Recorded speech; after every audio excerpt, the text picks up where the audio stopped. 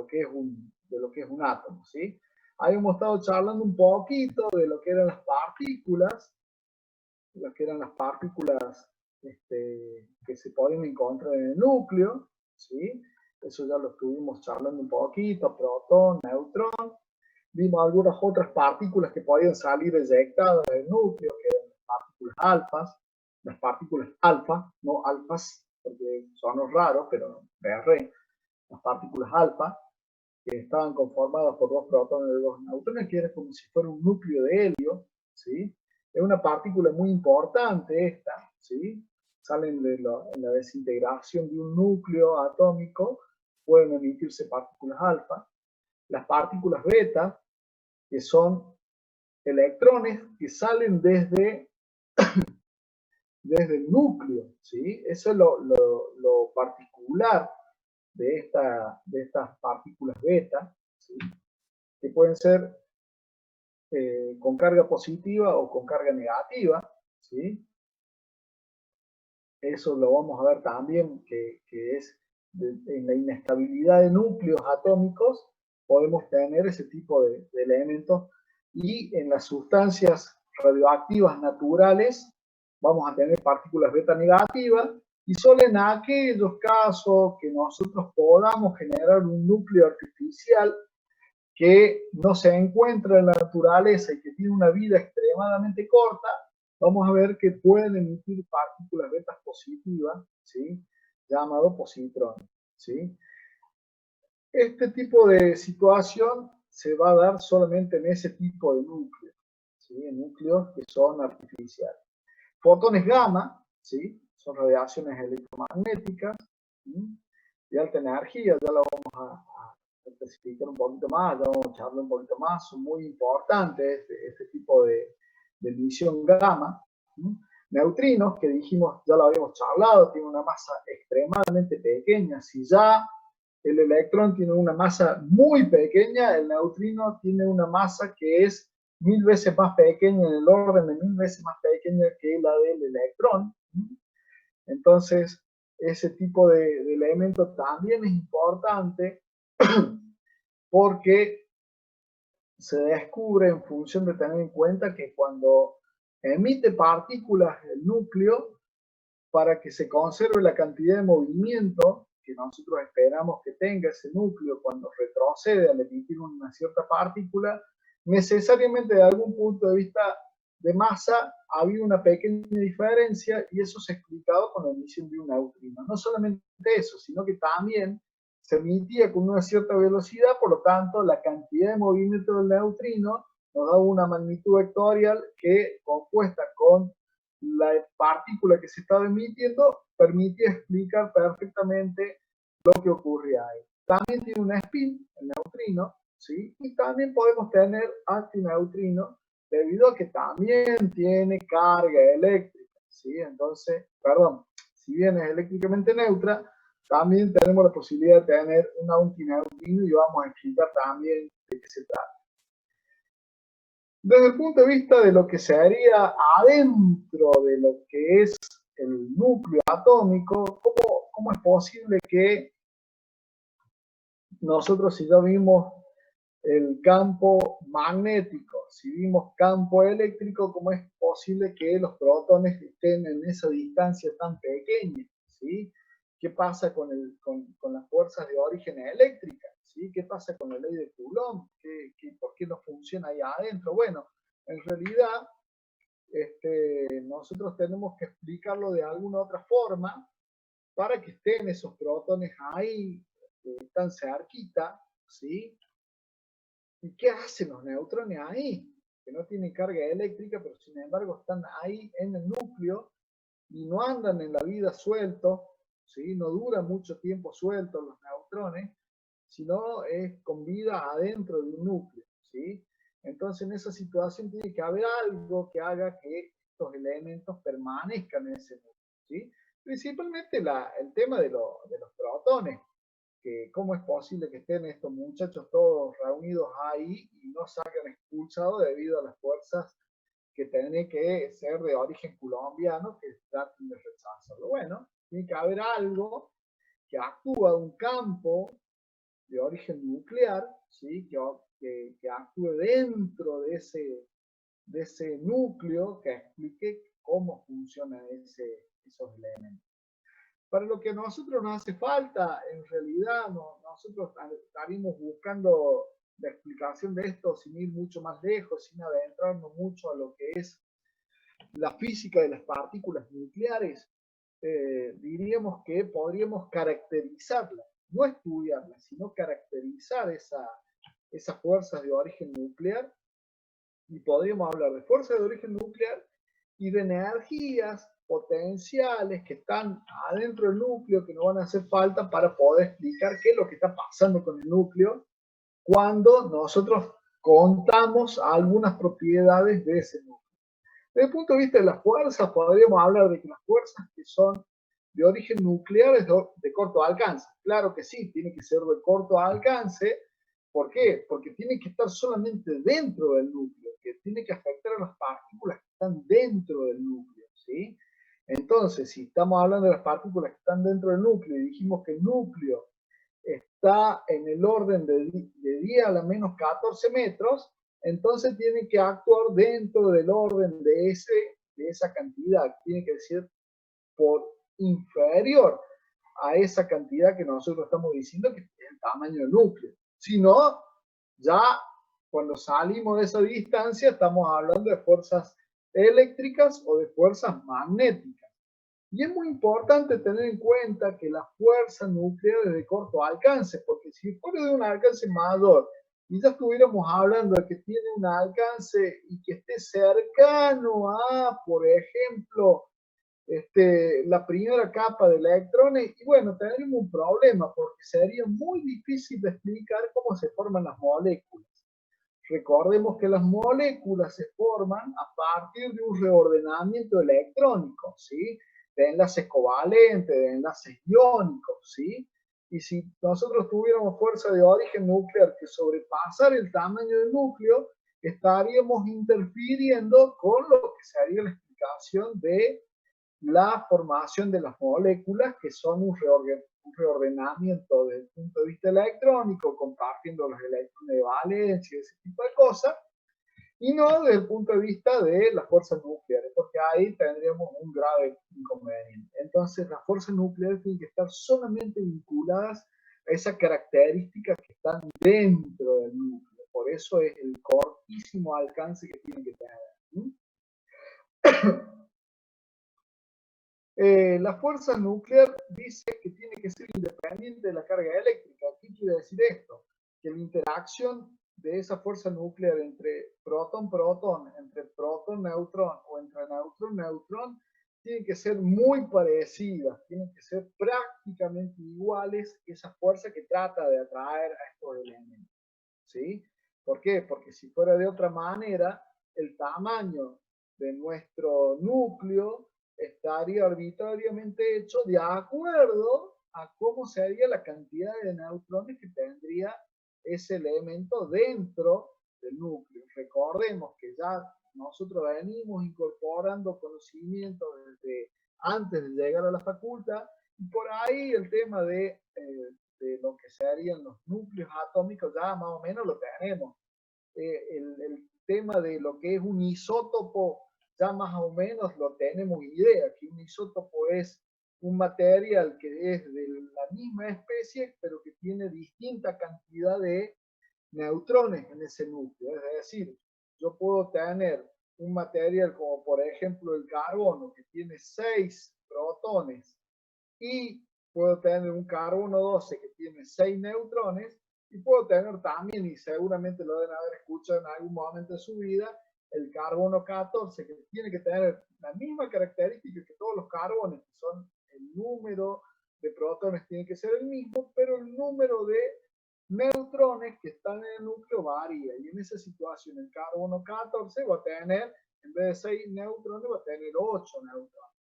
Si la fuerza que mantiene unido el núcleo depende del tipo de carga eléctrica, es decir, protón-protón o protón-neutrón o neutron-neutrón, fuera selectiva, entonces los tamaños del núcleo se harían afectados por ese tipo de situación, y no es así. Entonces, en esa característica que nosotros estamos viendo, se ve que el tamaño del núcleo no va a estar influenciado por la cantidad de fuerza que tuviéramos relacionando con neutrón-neutrón, neutron-protón o protón-protón, sino que va a ser en función de la cantidad de tamaño de partículas que tengo y no de las fuerzas que nos mantienen unidos. ¿Cómo se dan cuenta de esto los científicos? Bueno, haciendo lo que estábamos charlando otra vez, bombardeando núcleos con partículas a alta velocidad, con partículas que están cargadas, ¿sí? Es decir, con partículas con carga positiva, o con partículas que no tienen carga, como por ejemplo, obviamente, los neutrones.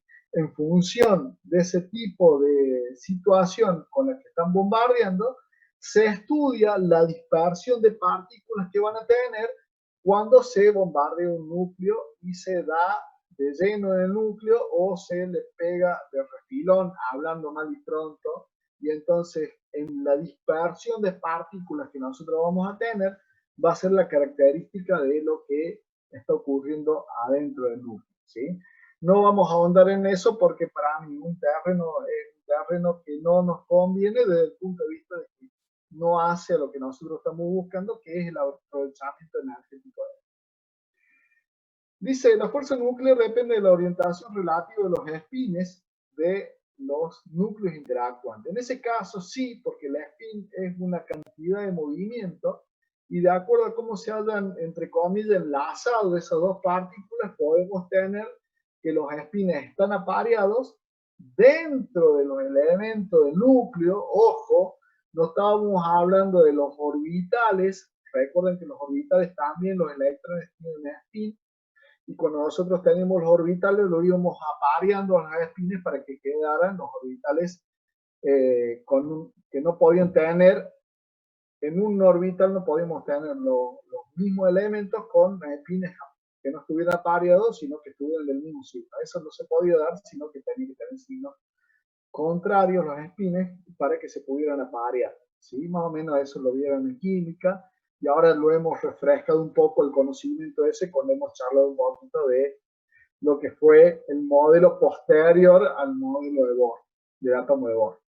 En este caso estamos hablando de las partículas que están dentro del núcleo. Y en las partículas que están dentro del núcleo, recordemos que no solamente el protón tiene spin, sino que también el neutrón tiene spin, y como recién escuchamos también, estuvimos viendo que partículas sub o muy pequeñitas también pueden llegar a tener un spin, como lo que estuvimos viendo que les rememoré recién. La orientación de la spin, ¿sí? La orientación de la spin también en el caso de los protones podemos tener que estén orientados de la misma manera, o como en el caso de una partícula que puede ser un protón y un neutrón en un núcleo, la partícula más simple de ese, que es el núcleo del deuterio, que es un deuterón. El deuterón puede tener con espines que estén del mismo sentido o espines apareados. Entonces, en esa situación, vemos que la fuerza que está en el origen nuclear, en ese caso sí va a depender de los espines de los elementos que están interactuando cuando las partículas son muy pequeñas, es decir, cuando estamos hablando de núcleos que están conformados por un neutrón y un protón. En esa situación ya es mucho más visible que la influencia de la spin se va a dar. Cuando tenemos partículas que tienen muchas cantidades de elementos, es decir, ya estamos hablando como en el caso del uranio, también se puede ver, pero ya con la cantidad de elementos que tenemos que están adentro, es decir, con la cantidad de protones y con la cantidad de neutrones, estamos viendo que la influencia, entre comillas, de la spin tiende a decrecer en lo que es la fuerza de origen nuclear. La fuerza nuclear no es completamente central, ¿sí? Depende de la orientación de los espines, lo que habíamos estado charlando, es muy parecido a lo que estamos viendo ahí. Y la fuerza nuclear tiene un carozo repulsivo. ¿Qué quiere decir que la fuerza nuclear tiene un carozo repulsivo? Se refiere simplemente a que cuando hablamos de este tema del carozo repulsivo, no estamos hablando de que, si bien están actuando en distancias muy pequeñas, con esa distancia entre dos protones, o entre un protón y un neutrón, o entre dos neutrones muy, muy pequeño, también hay algo que tiende a repelerlo. ¿Qué quiere decir esto? Que si bien el tamaño del núcleo que nosotros estamos viendo es en función del tamaño de las partículas y de la fuerza que tiende a mantenerlo unida, hay un límite en el tamaño de la partícula debido a que no necesariamente dos protones van a estar pegaditos uno al lado del otro, sino que hay una fuerza que cuando nosotros ya estamos hablando de la distancia que es muy, muy pequeña entre dos protones, entre un protón y un neutrón, o entre dos neutrones que tienen ahí, vamos a ver que hay algo que tiende a repelerlo y evita que, entre comillas, estén en contacto entre ellos, sino que hay una fuerza que trata de repelerlo cuando están extremadamente cerca dentro del mismo núcleo, ¿sí? Dentro del mismo núcleo.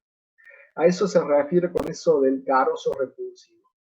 Es importante tener en cuenta esto porque también ese carozo repulsivo actúa en una pequeña distancia y no es que va más allá del tamaño del núcleo, tiene que ser muy, muy, muy, muy pequeña desde ese punto de vista. Cuando hablamos de las fuerzas nucleares, ¿sí? Si bien no se conoce una expresión completa de esas fuerzas, ¿sí? Sino que estamos viendo a través de los efectos, ¿sí?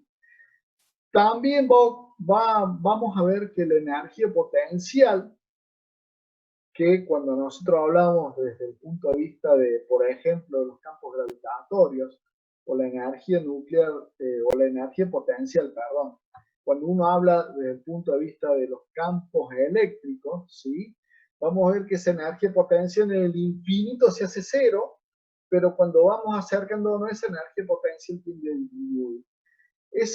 Si nosotros arbitrariamente planteamos que la energía potencial en infinito se hace cero, nosotros vemos también que podríamos plantear un modelo de energía potencial para lo que sería el núcleo, y una de esas formas empíricas de armar la energía potencial para el núcleo la dio Yukawa, ¿sí? Con ese apellido ya vamos pensando que es de origen japonés, ¿sí? Este buen hombre, Yukawa, ¿sí? Obviamente no es nórdico, pero este buen hombre hace una expresión que es la que más o menos respeta, ¿sí? La característica del campo, ¿sí? Del campo de estas fuerzas nucleares y que permite explicar mediante esas fuerzas nucleares, mediante esta fórmula empírica, qué es lo que pasa con la energía que nosotros tenemos. Y fíjense que dice, esta fórmula es totalmente empírica y explica un poco, ¿sí? Lo que es la característica de la energía potencial que van a tener. Esta energía potencial es extremadamente importante debido a que cuando nosotros planteamos que vamos a separar un núcleo, vamos a fisionar un núcleo, la energía en la fisión que nosotros vamos a obtener va a estar relacionada con la energía que está almacenada en ese núcleo. No nos olvidemos que cuando nosotros tenemos energía almacenada de alguna manera, es la energía que nosotros le llamamos energía potencial. Si yo tengo un objeto puesto arriba de la mesa y yo lo dejo caer a ese objeto, esa energía potencial que hace que el cuerpo caiga y comience a transformarse en energía cinética, es esa energía potencial que yo acumulé ahí. Si yo tengo un combustible que lo voy a poner en funcionamiento en el motor de explosión de un vehículo, es una energía potencial que está almacenada en forma química y que cuando yo la combine con el oxígeno me va a producir un aumento de la energía cinética de los gases que se van a dar, es decir, que voy a recombinarlo químicamente, pero a su vez van a hacer una reacción exotérmica y eso se va a transformar en un aumento de la energía cinética de esos gases que van a transformarse en un trabajo en el pistón que me va a permitir hacer que el vehículo se mueva. Entonces, en esa situación, esa energía potencial es lo que yo estoy evaluando para poder saber qué energía cinética tengo. En este caso pasa exactamente lo mismo. Cuando nosotros tenemos una energía potencial en el núcleo, esa energía potencial en el núcleo es la que vamos a utilizar al momento de la fisión para poder generar energía a través de la energía del núcleo, es decir, a través de la energía potencial. de la energía nuclear. Eso es lo que busca Yukawa, y por eso es que yo valoro esta fórmula debido simplemente a que nosotros estamos buscando el aprovechamiento de energía. Entonces tenemos un minuto y con eso ya cortamos y volvemos a la clase después del parcial vamos a retomar esto. ¿Por qué es importante esto? Porque esa forma de expresar la energía que nosotros estamos buscando ahí, vamos a utilizarla para hablar un poco de lo que está pasando con la energía dentro del núcleo, ¿sí? La energía dentro del núcleo. Cuando yo me alejo, ¿sí? Cuando yo me alejo, pero sin irme del núcleo, ¿sí? Cuando yo estoy en esta distancia, ¿sí? Esa